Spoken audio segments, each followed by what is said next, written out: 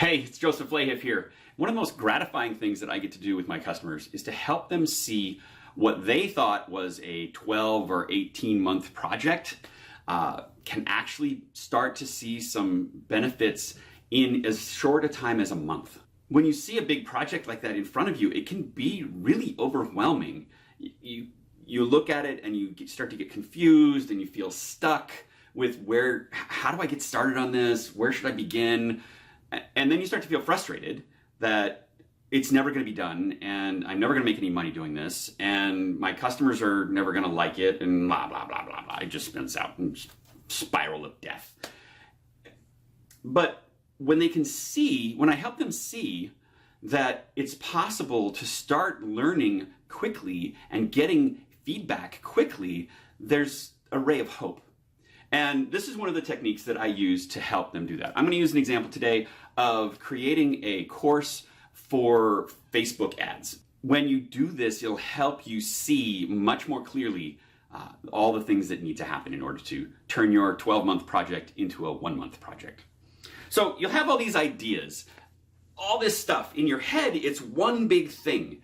And it's all muddled up and everything is important. If you're like most of my customers, everything is top priority, which means if everything's number one, nothing is.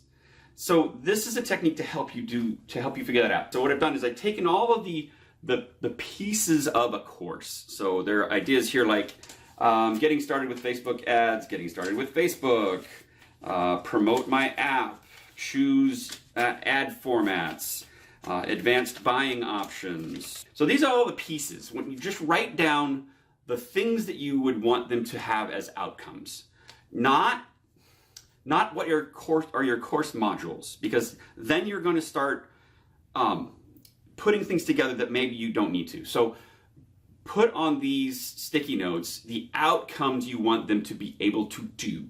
And then we're going to look at this double axis chart, and on this we're going to put things that are in order of importance.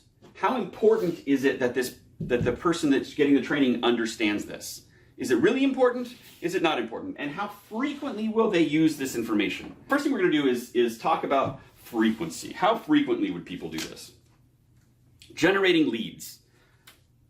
If generating leads was the only purpose that you were doing, that you were creating Facebook ads for, you'd be doing it very frequently. But we're talking about globally, right? How frequently are lead gen ads created?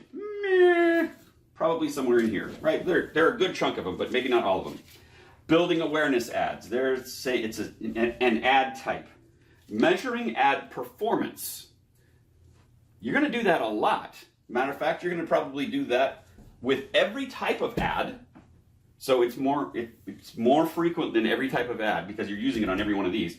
So, and you're probably using it almost every day once you've got your ads written and your campaign designed. Increasing online sales, that's a purpose use. Getting started with ads. Well, getting started, the things that you would have in there would be basic ad creation, walking through the tool and all that. You're going to probably walk through those on every type of ad. So it's going to go to this side, but you're not going to do it every day. You're not going to do these basics every day.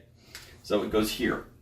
If it's an introduction to Facebook ads, then targeting the right audience is very important, right? So it's going to go high on this list, but it doesn't happen very frequently.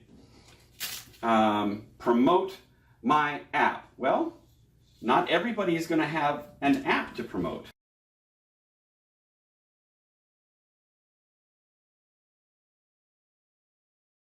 Designing great headlines, super important. As important as targeting the right audience.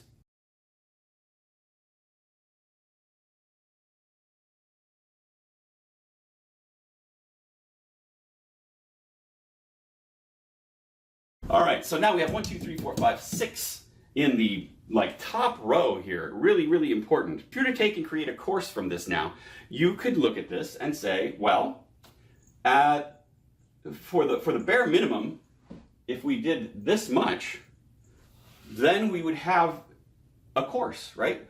They would have getting started with ads, getting started with Facebook, writing headlines, choosing ad formats, measuring performance, and targeting the right audience. Sounds like the basics of a course. But now we've filtered out some of these, but that's a lot of things. So now you'd look at it and you'd have to start using your judgment, right? This is a tool, now use your judgment. And you might look at it and go, you know what?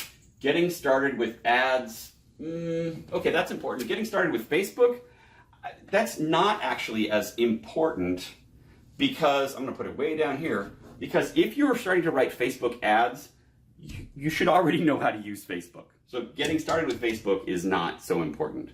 So now I've taken one out of here.